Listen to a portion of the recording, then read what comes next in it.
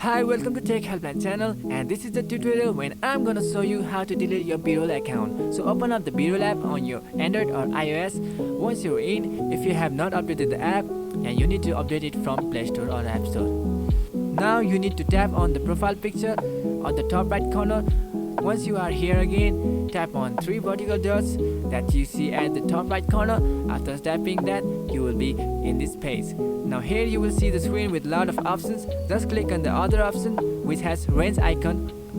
Tap on that, and there are 2 options here. As you can see, delete account option incoming. Simply tap on that one. Now it will ask, do you want to delete your account? Select any of the reason below and click on yes, I'm sure at the bottom, and it will take you to another process. Click on yes, I'm sure to confirm. Okay, again you need to know that if you log in within those 15 days, your account will no longer be deleted. To get it deleted, you need to give 15 days to complete a delete account. If you log in again, then it will simply recover your account and it won't be permanently deleted. And this is how you can delete your account. Hope this video helped you. If it did, go ahead and give us a thumbs up and subscribe for more videos like this. Thank you for watching.